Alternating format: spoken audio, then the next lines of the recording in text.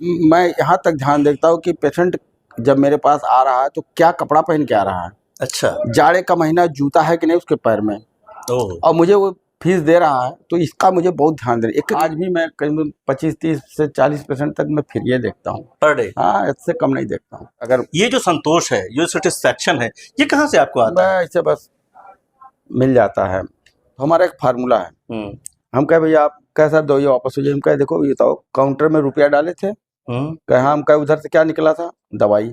इधर से तुम दवा डालो, उधर से रुपया निकलेगा। अब बुलाता हूँ अभी बेचैन क्यों है, नजर मेरी हर एक बीमार पर। क्या बात है। नजर मरीज का पर्चा लेके चले गए, गजल की कॉपी, गजल का वो पर्चा वही मेज पे छूट गया, और पर्चा लेके गए तो वहाँ टेंटाल मैनिटाल लिखा हुआ उस पर। अच्छा। तो कई बार देखती आंखों सुनते कानों, आपको अशरफ अली गस्तवी का आदाब। आज मैं आपको 1990 की दहाई में ले चलता हूँ। 1990 की दहाई में संत कबीर नगर बस्ती एक हुआ करता था। बस्ती से गोरखपुर के रोड पर बधवा एक जगह है, उसका नाम हमारे बचपन में हमारे कानों में गूंजता था। जब भी किसी को फालिज का अटैक होता तो बात यहाँ तक पहुँचती कि उन्हें बधवा ले जाइए। जब भी किसी को पथरी होती तो बड़हलगंज के लिए लोग रुख करते, वहाँ पर डॉक्टर अयूब हुआ करते थे। और जब किसी की आंख में कोई परेशानी होती तो भैरहवा का रुख करते। ये तीन नाम, तीन जगहें बड़ी मशहूर थी। मेरे साथ इस वक्त डॉक्टर NN श्रीवास्तव जी हैं, जो बधवा के चीफ हैं। आप ही ने इसकी शुरुआत की थी आज से 30-35 साल पहले। डॉक्टर साहब बहुत बहुत शुक्रिया आपका। शुक्रिया। आपका ये जो सफ़र था, जो 90 की दहाई में शुरू हुआ, एग्जैक्ट डेट तो मुझे नहीं मालूम, और इतना ज़्यादा मकबूल हुआ, इतनी ज़्यादा सेवा आपने की, एतमाद बिल्डअप हुआ, ये सब कुछ कैसे मुमकिन हुआ? बस खुदा का करम था, और भगवान की जो है इनायत, नजर करम। वरना मैं तो गांव में बैठा था, बिना रोड, बिना लाइट, कोई रोड नहीं थी, कोई लाइट नहीं था। लेकिन मैंने अपने इरादे को नहीं बदला। हमारे पिताजी ने कहा कि तुम यहीं बैठो, और वहीं बैठे। 1981 में मैं बैठा। अच्छा। बधवा में 81 मेरा रजिस्ट्रेशन हुआ, और वही तब से मैं उसी गाँव में। जब मैं स्टार्ट किया तो सिर्फ मेड़ थी, रोड भी नहीं था, लाइट भी। 10 साल में लैंप की रोशनी में काम किया, लेकिन तब भी मैंने उद्देश्य नहीं बदला अपना। हमने कहा जो कह गए हैं, पिताजी ने कह दिया, वो कानून है। कानून है। मैं बड़ा ओबीडियंट रहा अपने लाइफ में, माँ बाप का बड़ा ओबीडियंट रहा। विकट बीमारी आपका इलाज करते हैं आप। जी। लोग होपलेस हो जाते हैं, जिसके घर में ऐसा मामला होता है, और उस परेशानी के आलम में आप तक पहुंचते हैं। जी। जाहिर सी बात है कि आपको इलाज करना है, ठीक करके भेजना एक बड़ा चैलेंज होता है, और आपने हज़ारों मरीजों को अब तक आपके दस्त से ठीक भी हुए हैं। ये जो चैलेंज जिसे आप फेस करते हैं, एक आदमी बहुत ही मुश्किल हालात में आता है, खुशी खुशी उसे आप लौटाने की कोशिश करते हैं, इसे कैसे डील करते हैं आप? अब देखिए, उसमें जो है डिवोशन बहुत ज़रूरी होती है। डॉक्टरी में समर्पण बहुत ज़रूरी है। किसी मरीज को देखने में आपका समर्पण बहुत ज़रूरी। कितना आपने उसको समर्पित किया, खुद को, खुद का समर्पण ही उसका जो है, वो उसका सुधरने का वही है कि आपने उसको कितना, अपने आप को कितना समर्पित किया उस पेशेंट पे। अगर आपने पूरा समर्पित किया तो पेशेंट सुधरेगा। जी हाँ, अगर मतलब कोई और बहुत बड़ी बात नहीं हो कि भगवान को, खुदा को ये मंजूर नहीं है कि वो जिंदा रहे, तो जरूर सुधरेगा वो। डॉक्टर साहब, जब आपने शुरुआत की थी, हेल्थ का जो डिपार्टमेंट है, सेक्टर है, बहुत ही समझ लीजिए उभरता हुआ था, बहुत कमजोर था। और खासतौर से हम लोग जिस इलाके में आते हैं, संत कबीर नगर बस्ती, ये बहुत पिछड़ा हुआ था। तो हेल्थ के एतबार से, मशीनरी के एतबार से, टेक्नोलॉजी के एतबार से हम बहुत पीछे थे। हाँ। आपने उस दौर से शुरू करके आज इस मॉडर्न टेक्नोलॉजी के दौर में आप बैठे हैं, और आज भी मैं देख रहा हूँ, अभी मैं बाहर आया तो देखा कि वही रश जो मेरे जहन में था, कंटिन्यू मैं वही देख रहा था। बस। तो वो जो एतमाद जो 81 से शुरू हुआ, आज हम 2025 में बैठे हैं, पहले से बढ़ा ही काम, बढ़ ही रहा। तो इसकी बुनियादी वजह क्या? उसका कारण मेन कि मैंने कभी किसी को धोखा नहीं दिया, किसी को छला नहीं, किसी को पैसे के लिए मजबूर नहीं किया, किसी से 1 रुपया एक्स्ट्रा कभी चार्ज नहीं किया। और मैं यहाँ तक ध्यान देता हूँ कि पेशेंट जब मेरे पास आ रहा है तो क्या कपड़ा पहन के आ रहा है। अच्छा। जाड़े का महीना जूता है कि नहीं उसके पैर में, और मुझे वो फीस दे रहा है, तो इसका मुझे बहुत ध्यान देना। एक कपड़ा बार बार पहन के आ रहा है तो मैं समझ गया कि उसके बाद पर्चे पे लिखा जाता है लाइफ टाइम फ्री, वो क्या नाम है इसका, कंसल्टेशन नहीं लगना है। हमारे पर्चे पे एकदम लिख देते हैं, स्टाफ में लिखो इस पे, अच्छा, इसका ज़िंदगी भर फीस नहीं लेना है। रोज़ाना क्या फुटफॉल रहती होगी मरीज़ों की? अगर मैं वहाँ की बात करूँ, यहाँ तो मैं देख ही रहा हूँ। हाँ, मतलब 150 पेशेंट तो पर डे देखता ही कम से कम, 100 से ऊपर ही रहते हैं। ऐसा कोई पेशेंट जो आपके ज़हन में उसकी दुश्वारी आई और आपने बहुत कॉन्फिडेंटली इलाज किया, ठीक होकर के गुज़रा, जिसमें आप भी हिल गए हों बिल्कुल, कि बिल्कुल। मुझसे नहीं हो सकता या मुश्किल है, और वो आप उसको ठीक करके वापस किए हों, ऐसा कोई कभी बहुत मौका? ऐसे पेशेंट आए जिनको शाम को मैं देखा तो पेशेंट अनकॉन्शियस है, हुँ, उल्टा सांस खींच रहा है। मैंने सारी अपना जितना आया दिमाग में कर दिया कुल। चलते चलते मैंने कहा भगवान अब आपके हाथ में है। हुँ, कई बार मैंने देखा, मैं भगवान को बहुत याद करता हूँ, खुदा को याद करता हूँ इस मामले में। तो देखा उस सुबह पेशेंट आके 23 नंबर बेड पे एक पेशेंट था, बहुत सीरियस था। हमने कुल कर वर के हमने अंत में कह दिया भगवान अब आपके हाथ में है, हुँ, अब आप इसको देखिए, मैं जा रहा हूँ। हुँ, रात में करीब 1 बजे मैं गया उसको छोड़ के, सुबह आ रहा हूँ तो उसकी सांस नॉर्मल हुई कुछ पहले से। तो मैं कहीं न कहीं लगता है कि मेरे ऊपर स्पेशल करम है। एक चीज़ तो ये रही सर, दूसरी ये कि ये जो बीमारी है घरों में किसी बुजुर्ग को, अब तो नौजवानों को भी हो रही है, लोग समझ नहीं पाते कब उनको ये फालिज का अटैक हो जी, जाता है। जी। तो ऐसी कौन सी सावधानियां हैं हमारे परिवारों में जो नहीं हो पा रही हैं, जिसकी लापरवाही की वजह से इस तरह की बीमारियां हो जाती हैं, देखिए अटैक का शिकार हो? लाइफ़स्टाइल थोड़ी पहले से बहुत खराब हो गई लोगों की। पैदल चलना लोगों ने छोड़ दिया, एक्सरसाइज़ छोड़ दिया, खाना जो है अच्छा चाहिए, सोना अच्छा चाहिए। अब 10 कदम चलना है तो मोटरसाइकिल से चलेंगे, तो कहीं से वो मतलब हम कैलोरी कुछ नुकसान नहीं करते, खा रहे हैं तो हम अच्छा भोजन ले रहे हैं। पहले से हम लोग ज़माने में वही खाने में भी बहुत बढ़िया वो नहीं था। आज बहुत अच्छे-अच्छे खाने के चावल आ गए हैं, जी। वो दुनिया भर की वो आ गई है। लेकिन ये है कि वो स्वस्थ था, हुँ, ये अस्वस्थ भोजन है। तेल बहुत ज़्यादा लोग खाना, बहुत ज़्यादा नॉन-वेज का इस्तेमाल करना, तो इसमें यही होता है कि बीपी बढ़ेगी और अचानक जो है सडन बीपी, शुगर में देखिए भारत इसमें हमारे ख्याल से दूसरे नंबर पे है दुनिया में। उसका मेन कारण यही है कि हमारी लाइफ़स्टाइल बहुत ख़राब हो गई है, उसको सुधारना पड़ेगा। और इसके लिए आपको जो है एक्सरसाइज़, खाने पे नियंत्रण, हर चीज़ पे नज़र रखना। आप जो है लोगों के बीमारियों का तो इलाज करते ही हैं, जी, आप दिलों का भी इलाज करते हैं। मुझे मालूम हुआ कि जी। आप बेचैन रहते हैं दिलों का इलाज करने के लिए। जी ये जब सर। कब से आप बेचैन हुए? मैं जब हाई स्कूल में था, हुँ, तभी से मैं जो है मेरा तखल्लुस बेचैन था। मैं जब इंटर में आया, हुँ, तो मेरे बगल में एक इकबाल, एक स्टूडेंट हमारे साथी थे, बैठते थे, एक फैयाज बेला के, हुँ, फैयाज खान नाम था।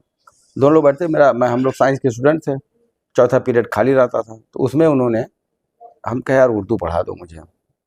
तो उर्दू क्या था, वो अलिफ बे पे ते पढ़े उसी समय। हुँ, हुँ, उन्होंने बताया रे रे जे जे बीच में नहीं मिलेगा, हुँ। आखिर में मिलेगा, और मुझे बता दिया। तो 5-6 महीने मैंने चला वो उनका लेक्चर, दोनों साथी हैं हमारे। हुँ, उसके बाद फिर हम लोग बीएससी में पहुंच गए इंटरमीडिएट करके। वो सॉफ्टवेयर वहीं छूट गया। है, लेकिन लोड हुआ, अच्छा। लेकिन वो डेड नहीं हुआ, वो हाँ, खत्म हो गया। हाँ। फिर बीएससी किए, फिर मैंने ग्रेजुएशन किया, मेडिकल ग्रेजुएशन किया। फिर आए तो डॉक्टर वो ये जो है हमारे अशरफ साहब, अशरफ अली हैं यहाँ पे खैलाबाद में, अच्छा, उन्होंने कहा कि डॉक्टर साहब आपके अंदर सॉफ्टवेयर है अच्छा, इसका। उन्होंने याद दिलाया आपको। हाँ, याद दिलाया। हुँ, और आप क्यों नहीं जो है वो फिर से अपना शुरू करते हैं। तो हमने कहा कि यार अब टाइम भी नहीं मिलता है, लेकिन लोगों ने फिर वसीम साहब मिल गए, ऐसे-ऐसे लोग मिलते गए, और हमको दोबारा फिर से थोड़ा उस पे आना पड़ा। तो मैं इसके लिए जो है इन लोगों का बहुत शुक्रगुज़ार हूँ कि जो है ऐसे-ऐसे हमदर्द मिल गए, ज़बरदस्ती मुशायरे में बुलाते हैं अच्छा, कि आपको आना है, प्रेशर दे दिए कि एकदम आपको आना है, तो मुझे जाना पड़ता है। अच्छा। तो वक़्त निकाल लेते हैं इस वक़्त मसरूफ़ियत कैसे से न आप। कैसे, कितना बार तो मरीज का पर्चा लेके चले गए, गज़ल की कॉपी, गज़ल का वो पर्चा वहीं मेज़ पे छूट गया, और पर्चा लेके गए तो वहाँ टेंटाल मैनिटाल वो लिखा हुआ उस पर। अच्छा, तो कई बार गलतियाँ हुई, फिर वही जो पुराना याद था वही सुना-उना के किसी तरह। बहुत इज़्ज़त लोग देते हैं, और मुशायरे में तो जैसे पहुँचते तुरंत हल्ला होना शुरू हो जाता कि डॉक्टर साहब आ गए, आ गए। ये सब करम है खुदा का। जब ये इलाज आप कर रहे होते हैं जी। और उस दरमियान ऐसी बीमारियों का इलाज करते हुए कभी ऐसा हुआ कि अपने वार्ड से निकला, अब जाके अपने चैम्बर में बैठे और आपको वार्ड के हालात को देखने के बाद, किसी मरीज को देखने के बाद कोई शेर कह दिया हो? बिल्कुल बिल्कुल, बहुत बार ऐसा हुआ। एक विसरा मैं लिखा, हम्म, उस पे जो वो पर्ची आती है उस पे नंबर वाली, एक मिसरा लिखा। दूसरा कब लगेगा ये पता चला 2 दिन बाद लगा, 4 दिन बाद लगा। लेकिन जो जहन में आता है उस समय, जो मान लीजिए पेशेंट देख रहे हैं, बहुत क्राउड है, कुछ भी है, भीड़ है, बहुत कुछ है, मिसरा आते रहते हैं दिमाग में। अच्छा, आ उस गया, दरमियान भी आते रहते तुरंत नोट कर लिया उसको, बाद में वो पूरा होता रहेगा, गजल बनता रहेगा। बहुत स्लो है। अब और लोग हैं, एक दिन में 2 गजल लिख डालते हैं, हमारी एक साल में 1 ठू होती है। नहीं, वो ठीक है। हाँ, लेकिन ये है कि परफेक्ट होती है, जो होती है अच्छा लगता है लोगों को। तो मैं जो है, कुछ सुनाइएगा सर। मैं मेरी एक गजल का एक देखिए एक मतला दो शेर हाजिर करता हूँ। जी इरशाद। चमन का हुस्न बाहम प्यार पर है, हम प्यार पर है। चमन का हुस्न बाहम प्यार पर है। मैं समझता हूँ कि हिंदुस्तान में मैं हिंदू डॉक्टर और सबसे ज्यादा मेरे पास मुस्लिम पेशेंट हैं पूरे भारतवर्ष की मैं बात ये कर बात तो बिल्कुल सही बात है। क्यों, वजह ऐसे क्या? क्या खासियत है कि जी बताएं। लोग जान देते हैं? जी बताएं। मैंने कभी देखा ही नहीं कि क्या जात है क्या पात है। अगर 26 नंबर पर रमजान अली है तो 26 पे वो आएंगे। अच्छा, बहुत उसमें बढ़िया। कोई दुनिया की ताकत काट नहीं सकता। और मैं समझता हूँ कि मैं इसका बहुत ध्यान देता हूँ कि कोई पेशेंट लेडी आई कहीं डॉक्टर साहब बेवा है तो उसकी कुल माफ, फीस, जांच जो है, जो उसने कहे साहब दवा का इसमें भी कम करो, ये करो, मतलब अब क्या देगी हमको? भाई कोई बेवा है, उसके मैं कोई है नहीं तो क्या देगी? जी जी। और एक बात और मैंने देखा, जिसके 5 लड़के हैं, 6 बेटे हैं, वो भी एकदम मजबूर है वो भी मजबूर है। सही है, कि उसका कोई देखने देखने वाला नहीं है। तो मैं बहुत ध्यान देता हूँ उसका। अच्छा, मुझे इससे कोई लेन देन, तुम्हारी जात क्या है, तुम्हारा धर्म क्या है, हम डॉक्टर हैं। ये तो मुझे कितनी बड़ा दूर तक के बड़ा मरीज आएंगे? सरप्राइज होता है। नेपाल से 15 से 20 पेशेंट पढ़े आते हैं, सऊदी अरब है, यहाँ वहाँ, मतलब झारखंड है, मतलब कहाँ कहाँ से आ जाते हैं। और कानपुर, लखनऊ, ये सब तो लगता है लोकल है सब। ऐसे तो बहुत सारे रिफर्ड पेशेंट होते होंगे बहुत जो ज्यादा। पहले उन्होंने इलाज कराया, हाँ लेकिन वहाँ फेलियर रहा। हाँ, अब आखिर में बिल्कुल। डॉक्टर और पदवा साहब रिस्पांस क्या चलते हैं? मिला लोगों को, रिस्पांस मिलता है। अच्छा, आप जब जरूरतमंदों को समझ लेते हैं, आइडेंटिफाई कर लेते हैं, तो उनके लिए अपना डिस्काउंट ऑफर कर देते हैं अपने आप, बगैर मांगे। डिस्काउंट ऑफर सबको करता हूँ। इस वक्त हेल्थ सेक्टर बहुत बदनाम हो रहा है। वो तो और हम दिल्ली में रहते हैं, एनसीआर में बहुत बड़े बड़े हॉस्पिटल्स हैं, और ऐसा महसूस करते हैं कि लोग अस्पताल चले गए तो गोया कि अब खेत बेच करके आपको पैसे देने हैं, ऐसा होता है। लेकिन ऐसे में कि ऑफर करना, खुद आइडेंटिफाई करना कि ये जरूरतमंद हो सकता है, हम इसको ऑफर करते हैं। आज भी मेरी फीस फर्स्ट टाइम में 300 रुपये है, दोबारा 200 लाइफ लॉन्ग। अच्छा, उसमें भी 3 बार लगातार आया तो चौथे बार माफ, 2 बार लगातार आया तो तीसरे बार माफ। तो आपको बहुत ज्यादा पैसे कमाने के शौक ना नहीं ना है ना, नेवर। कि मल्टीप्लाई? कारण ये कि मैं ये भी जानता हूँ कि मुझे इस नजर में कहता भी हूँ यार कि अभी अभी एक पेशेंट देखा हूँ आज ही यहाँ पे, वो पीजीआई दुनिया भर की जाए, बहुत पुअर पेशेंट, अब लाई मेरे पास, अब देखे ओके बहुत बढ़िया उसका, तो फीस सब वापस के हम कहा जाओ, इतना खर्चा तुम्हारा हो गया, हमको क्या तुम दोगे? अब कुछ नहीं दिया मैंने, उसको कर दिया। इसका बहुत ध्यान मैं देता हूँ, गरीबी का मैं बहुत ध्यान देता हूँ। और 200 रुपये में ईसीजी कर देता हूँ, 300 रुपये में वो एक्सरे कर देता हूँ, 13,500, 12, 1,000, 800, 700 में सीटी स्कैन कर देता हूँ। कहीं नहीं, सबसे बड़ी मशीन मेरे पास है। इक्को मेरी 1200, 1300, 1500 में कर देता हूँ। इस नाते खून की जांच में कोई ऐसा कह नहीं सकता कि डॉक्टर साहब ने मुझे रियायत नहीं किया। कारण ये मैं जानता हूँ कि 5-10 साल की लाइफ है, इसके बाद मुझे यहीं पड़ा रह जाएगा कोई। सही बात, उसको ले थोड़े जाना है। लेकिन उस अगर ये जो संतोष है, जो सेटिस्फैक्शन है, ये कहाँ से आपको आता है? इससे बस मिल जाता है। ये मेरा अलग क्वालिटी है, नेचर ही अलग है। किसी को दुखी करके मैंने कभी लाइफ में पैसा नहीं कमाया। इस सेक्टर में आने वाले नए यूथ बड़ी तेजी के साथ मेडिकल चूंकि बहुत बूम कर रहा है, इंडिया और इंडिया अब्रॉड भी जो है बहुत सारे एवेन्यूज खुल रहे हैं, तो लोग अपने बच्चों को नीट करा रहे हैं, बीएससी नर्सिंग करा रहे हैं। तमाम उन नौजवानों के लिए जिनके जहन में सिर्फ एक चीज आती है, घर वालों को भी, कि तुम डॉक्टर बनोगे, इतनी तुम्हारी फीस होगी, इतना बड़ा तुम्हारा ऑरा होगा, तुम बड़े अस्पताल में जाओगे, अपना अस्पताल खोलोगे, बहुत पैसे कमाओगे, ठीक है। तो वो जो एक एक नैरेटिव बन गया है जहनों में, वालिदैन के भी, बच्चों के भी, उनको क्या आप संदेश देना चाहेंगे अपने इस अमल से? वो गलत है। आप आपको खुदा ने, पहली बात तो देखिए, सबसे बड़ी गलती हमारी ये है कि मैं डॉक्टर हूँ। हमारा जीविका दूसरे के दुख पे डिपेंड करता है। हाँ। अगर कोई दुखी होगा तो हमारा पेट भरेगा या हमारे बच्चे जिंदा रहेंगे। उसमें भी अगर आप उसको दुखी और कर रहे हैं, वो तो दुखी है, ऑलरेडी दुखी है। ऑलरेडी दुखी, उसको जितना रिलैक्स हो सकता कीजिए। कुछ खाने जीने भर का आपको मिलता रहेगा, वो हो जाएगा, वो देगा खुदा खुद दे देगा आपको। तो आपकी सर लर्निंग क्या रही? 35-40 साल की जर्नी है जी मैं तो बहुत कम समय है आपके पास भी, और क्योंकि आपको मरीजों को देखना है, मैं तो बहुत वक्त चुरा करके आपका लेकर बैठा हूँ। मुझे ये बताइए इन शॉर्ट, इस 40 साल की जर्नी में समाज को, अपने प्रोफेशन को, देश को क्या पाया आपने? सबसे बड़ी बात तो मुझसे आज तक कोई पेशेंट तेज नहीं बोला। मेरे लाइफ का सबसे बड़ा अचीवमेंट कि कोई मुझसे झगड़ा नहीं किया, मुझसे तेज नहीं बोला, कोई आके मुझे कुछ ये नहीं कहा ऐसा है वैसा, कुछ भी नहीं। कभी इस तरह की बहुत बड़ी मेरी वो है, मैं मानता हूँ इस बात को कि कभी मेरा कोई मरीज आया हो और आके झगड़ा कर लिया हो, ऐसा अच्छा। लाइफ में कभी वो दिन नहीं आया। और मैं इसका बहुत बड़ा शुक्रगुजार हूँ खुदा का, कि भगवान का मैं बहुत बड़ा शुक्रगुजार हूँ कि लोग कहते हैं कोई लाया नहीं, मान लीजिए एक्सपायर हो गया पेशेंट, जी जी जी जी, हेमरेज के मरीज सब एक्सपायर हो गया, सही बात। और बेचारा मान लीजिए दवा लिया 2000 रुपए की, लाया वापस करने। तो हमारा एक फार्मूला है, हम कहे भैया आप कैसा दो ये वापस हो जाए। हम कहे देखो ये तो काउंटर में रुपया डाले थे, कहे हाँ, हम कहे उधर से क्या निकला था, दवाई, इधर से तुम दवा डालो, उधर से रुपया निकलेगा। बहुत सीधा सीधा फार्मूला। तो कहते हैं सर को दवाइया ने, आप कहे क्यों नहीं वापस करते हैं लोग? आखिर में आपने काउंटर में रुपया डाला तो उधर दवा निकली, अब गया दवा डाला उधर से रुपया आ गया। भाई मेरा तो कभी क्यों, जब पैसों के लिए झगड़ा होता है, मैंने उसको नेगलेक्ट रखा लाइफ में। आपने चीजों को हर एक अपने एक स्थान दिया है आपने, मैं प्रोफेशन को भी, चीजों को भी, समाज को भी। आज भी मैं करीब 25-30 से 40% तक मैं फिर ये देखता हूँ पर डे। हाँ, इससे कम नहीं देखता हूँ, इससे कम नहीं देखता। और उसके बाद जैसे वसीम साहब फोन कर दिया कि डॉक्टर साहब मेरा है, तो अब फोन आ गया तो खत्म काम। अच्छा। जो भी मैक्सिमम हो सकता है कि उसका रियायत, फिर तो भूल ही जाइए। उसके जांच में भी रियायत, दवा में भी रियायत, चलते चलते ये कर दिया जाता है। शेर तो रह गया सर, शेर तो सुना ही दीजिए। चमन का हुस्न बाहम प्यार पर, मुअस्सिर जिंदगी ईसार पर है। वाह क्या बात, वाह। हर एक औलाद आदम आदमी है, हर एक औलाद आदम आदमी है, मगर इंसानियत किरदार पर है।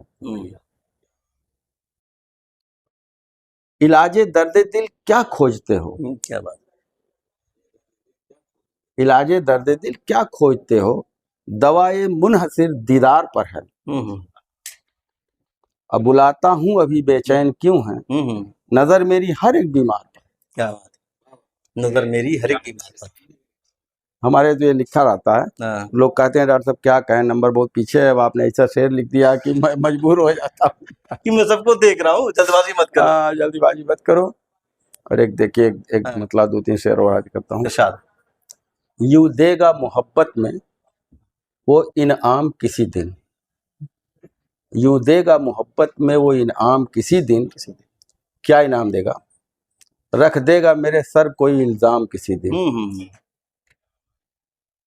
मसरूफे जमाना हूँ मुझे खुद ही नहीं याद, क्या बात, किस दिन मिला था कब कहाँ आराम किसी दिन। क्या बात। यादों की कोई शाम सजा कर रखो वरना, यादों की कोई शाम सजा कर रखो वरना, पछताओगे दोस्त कोई शाम किसी दिन।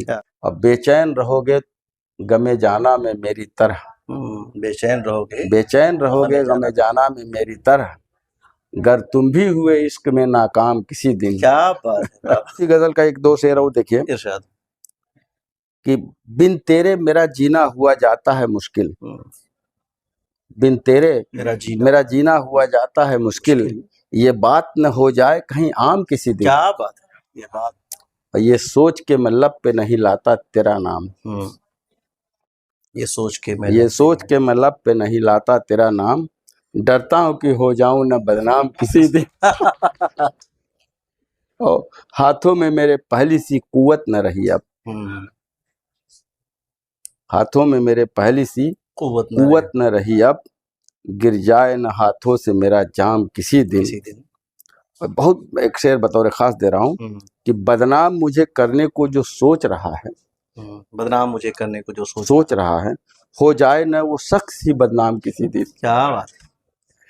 डॉक्टर साहब से गुफ्तगू हो रही थी, वाकई में डॉक्टर साहब की ज़िंदगी और उनका पूरा अचीवमेंट, उनकी जो सर्विसेज हैं वो समाज के लिए किस कदर हैं पूरा समाज जानता है, पूरा देश जानता है। और मुझे मालूम हुआ कि रोज़ाना नेपाल से 15-20 पेशेंट आते हैं। हाँ, इसमें इससे कम दुनिया के मुख्तलिफ हिस्सों से वो जो मायूस हो चुके लोग हैं, दवाएं करा करके वो भी यहाँ पर पहुँचते हैं कहीं न कहीं से, और वो इलाज होता है, वो ठीक होते हैं।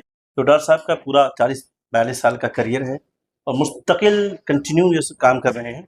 और जिस तरह से आपने बताया कि काम करते वक्त आम तौर पर मैं जब जहाँ भी मिलता हूँ, बहुत प्रोफेशनलिज्म ज़िंदगी में आ गया। हर आदमी, हम पत्रकार हैं, हम भी प्रोफेशनल हैं, डॉक्टर भी प्रोफेशनल है, प्रोफेसर भी प्रोफेशनल है, हर आदमी प्रोफेशनल बनता है।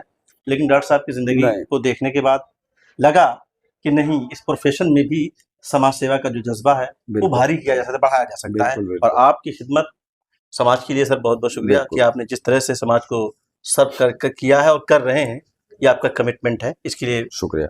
हमारे चैनल की तरफ से आपको बहुत-बहुत शुक्रिया सर। शुक्रिया। Thank you.